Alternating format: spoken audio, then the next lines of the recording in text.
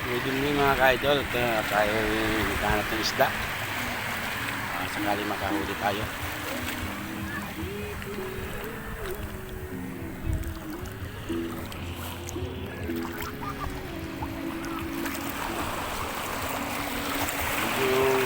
Dalawang tubig mga ka-idol, laki yung gulong ng alon kaya malabo yung tubig, masyadong maaninag yung isda sa limasag.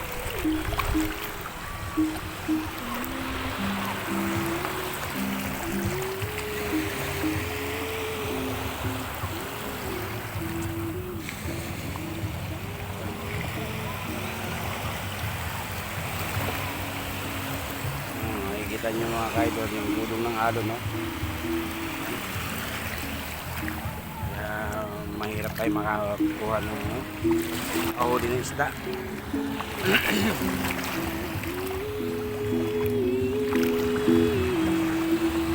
Kahit gabi na marami pa rin natin.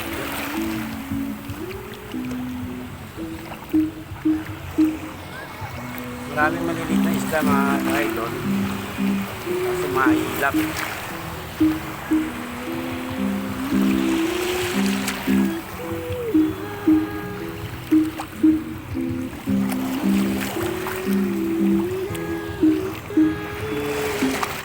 Maraming maliliit na isda.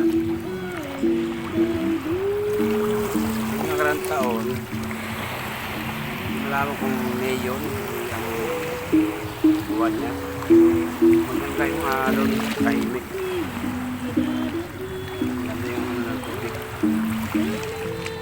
Ngayon magalaw ang tubig mga ka-idol, kaya mahirap na hanap ng isda.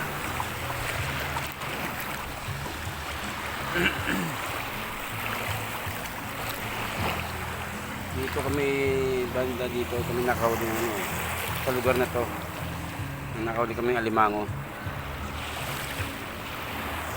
Pero ngayon kita mo gulong ng tubig, oh. Gulong ng alon, kaya magalaw yung tubig, halos hindi na makita yung isda. Nabubulabog yung buhangin, kaya malabo.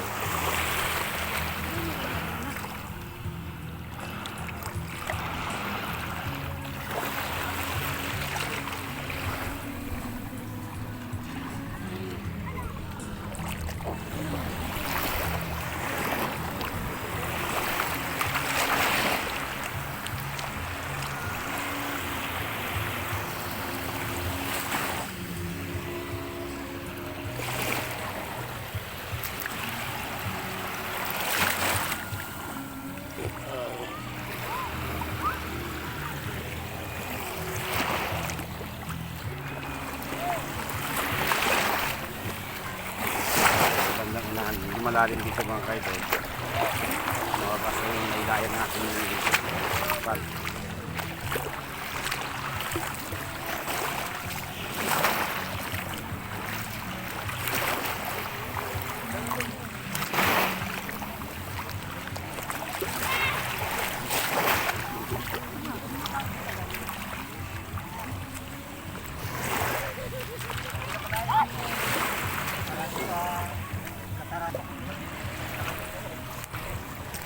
Pare-pareho tayo mayroon. Kala ko nga ang huli nyo eh. Ano eh. Alam mo. Para ko lang.